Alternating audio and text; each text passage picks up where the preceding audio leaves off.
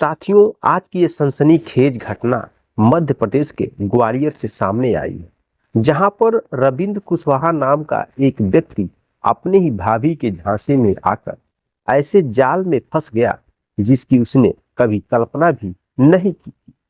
और जब आप इस पूरी घटना के बारे में जानेंगे तो आपके भी होश उड़ जाएंगे। दोस्तों, ये पूरी कहानी मुरैना जिले के रिठौर कला गांव से शुरू होती है। वहीं रहने वाला रविंद्र कुशवाहा एक प्राइवेट कंपनी में नौकरी करते थे। उनकी रिश्तेदारी में लगने वाली भाभी ओमवती कुशवाहा ग्वालियर में रहती थी। काफी समय से ओमवती रविंद्र को मिलने के लिए ग्वालियर बुला रही थी, लेकिन काम की व्यस्तता के कारण वह हर बार टाल मटोल कर देता था। फिर एक दिन अचानक ओमवती का फोन आया और वह कही, रविंद्र, इतने दिन हो गए, तुमसे मिलने की बड़ी इच्छा है। वैसे मेरे सहेली एक है जिसका नाम रुक्मणी है। रविंद्र, इतने दिन हो गए, तुमसे मिलने की बड़ी इच्छा है। वैसे भी मेरी सहेली रुक्मणी भी मुझसे मिलने के लिए आ रही है। तुम आओगे तो मैं तुम्हारी उससे दोस्ती करवा दूंगी। यह बात सुनकर रविंद्र इस बार मन बना लिया। उसने कहा, ठीक है भाभी, मैं जल्द ही आ रहा हूँ। दोस्तों, कुछ दिनों के बाद रविंद्र ग्वालियर पहुंच गया और भाभी ने दरवाजा खोला तो बेहद खुश हो गई। थोड़ी ही देर में उनकी सहेली रुक्मणी भी वहां पर आ गई। भाभी ने दोनों का परिचय करवाया। तीनों ने साथ बैठकर खाना खाया, हंसी मजाक हुआ। माहौल बिल्कुल सामान्य था, लेकिन रवि नहीं जानता था कि इस मुस्कुराहट के पीछे एक ऐसी सोची समझी साजिश छिपी हुई है। 15 अक्टूबर की रात भाभी ओमवती ने कहा, चलो हम अब रुक्मणी के भाई आदित्य के घर चलते हैं, वहीं पर तुम दोनों आराम से बातें कर लेना।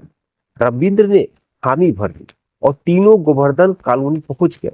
वहां पर पहुंचकर ओमवती ने रविंद्र और रुक्मणी को एक कमरे में अकेले छोड़ दिया। कमरा बंद हुआ। कुछ ही मिनट बीतने के बाद अचानक दरवाजा जोर से खुला और अंदर ओमवती, कौशल परमार, अंकित वर्मा और आदित्य भदौरिया सब अंदर घुस गए।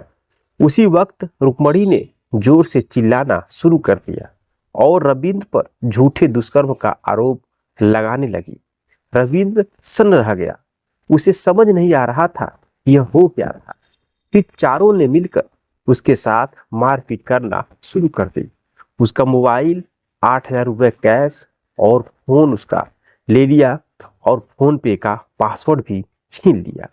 मारपीट के बाद उन्होंने कहा, अगर जान बचाना चाहते हो तो 1 लाख रुपए हमें दे दो, वरना तुम्हारे खिलाफ रेप का केस दर्ज करवाकर तुम्हें जेल के अंदर भेज दिया जाएगा।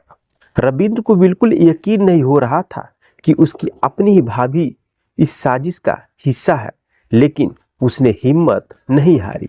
उसने कहा कि इतने पैसे लाने के लिए मुझे थोड़ा वक्त दे दो। काफी मिन्नतों के बाद वे लोग उसे वहां से जाने के लिए तैयार हो गए। बाहर निकलते ही रविंद्र ने एक राजगीर से मदद मांगी। उसका फोन उधार लेकर अपने भाई को पूरी बात बताई और फिर सीधा थाने पहुंच गया। पुलिस ने मामला गंभीरता से लिया और तुरंत भाभी ओमवती, रुक्मणी और कौशल परमार और अंकित वर्मा को गिरफ्तार कर लिया गया, जबकि आदित्य भदौरिया अभी भी फरार है। लेकिन ज्यादा देर नहीं लगी। पुलिस ने उसकी भी लोकेशन ट्रेस की और घेराबंदी करने के बाद उसे भी पकड़ लिया। पूछताछ में चौंकाने वाला खुलासा हुआ। यह सिर्फ एक घटना नहीं थी, बल्कि पूरी ठग गैंग की करतूत थी। यह लोग हनी ट्रैप और ब्लैकमेलिंग के जरिए लोगों से पैसे ऐंठने का गंदा खेल खेल रहे थे। साथियों, आपने देखा कैसे एक मासूम विश्वास को हथियार बनाकर किसी को बर्बाद किया जा सकता है।